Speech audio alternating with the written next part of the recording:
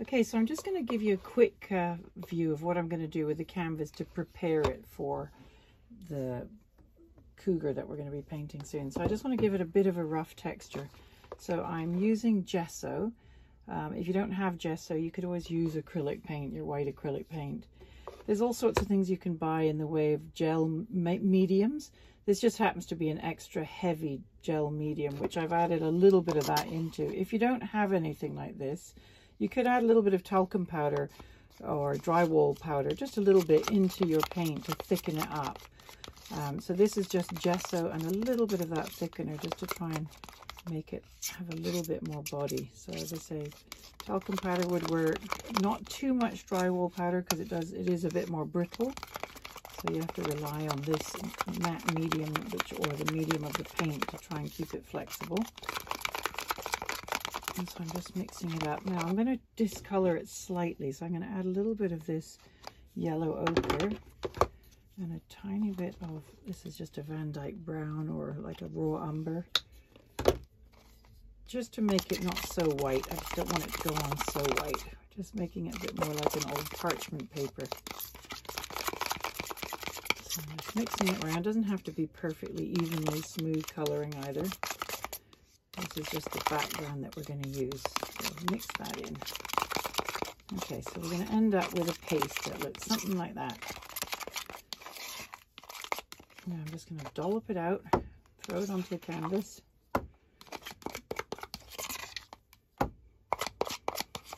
The more you have of this, the thicker and more ridgy you can make your canvas. If you've got a tiny bit only, you're going to end up smoothing it out. It's pretty smooth. So I'm just going to put that on there like that for now. And I'm just using a spatula tool. You could use any spatula really. And you're just going to first of all cover the canvas. So you're just kind of dragging it over to get paint to fill the texture of the canvas.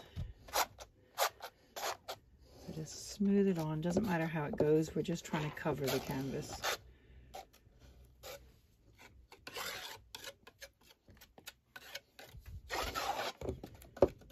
A bit like drywalling. If you've ever done any drywalling before, that's basically what you're doing. But we're not trying for a smooth finish. Okay, so it's quite thick. Turning it around so I can spread it to the side. And try and remember to take it down the sides of your canvas. So again, I'm just going to scrape some on the side and just take it down.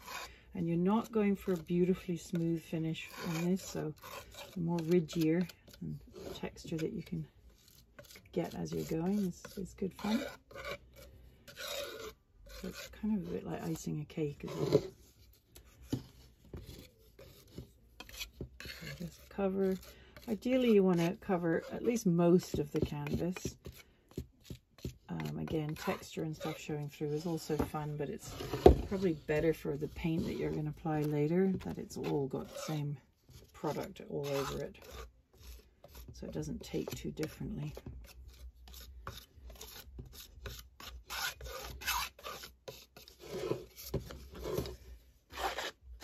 Lifting some of it off there, putting it down the edge.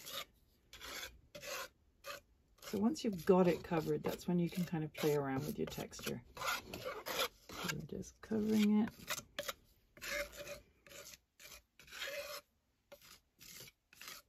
Now, if you've already done yours and you don't feel it looks anything like this, you can always add another topping, another layer to make it a little bit more textured if you feel what you've done is too smooth. I mean, the more texture you've got, the more easy it is to sort of pull a bit of coloring into it. And change of variation of your color and your tones, because we're going to do that with rags and a bit of dry brush. Okay, so that's most of it covered. So you can see that there's big ridges of texture on it. Now, where I'm going to have the face of the animal is right here. So I don't want to leave any big long lines going directly across the whole face so it looks like it's been cut in half. So I'm tipping this to the side a little bit more, so I'm kind of dragging it a bit flatter to try and create. Now, if you lift your thing up, you can put your tool down and lift it up. You can see what happens there. You're suctioning up a bit of texture. And then if you gently drag over it, you can soften it in places so you're not leaving it too textured, but you're getting a little bit more texture into it. So again, if there's long lines of ridges you don't like, suction up a little bit of it and just drag it over just to create a little bit more fun texture. Now, as I say, particularly around where the eye is going to go, you don't want to have any really big lumps that you can't paint a nice smooth eye over. So I want to kind of make the area where the face, the end of the face will be, a little bit smoother, and the texture can be everywhere else on your canvas.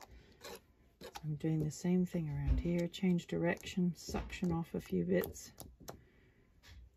suction and drag it slightly in different directions here. And it's really just to get a bit of interest in your texture.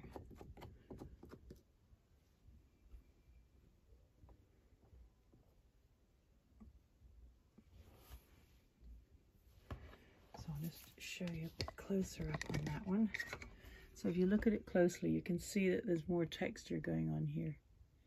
So this is where you just play around. You have quite a lot of drying time to go, so you can play around with it as much as you want. Just bear in mind that this is the area of where the facial features will go. So you want to keep that area there relatively smooth because you've got so much definition of painting going on there. This can afford to be chunkier and more textured because it doesn't really matter so much what we do here. But we do want this part to be quite recognizable when we're painting it. So just bear in mind where that's going to be. And that's it.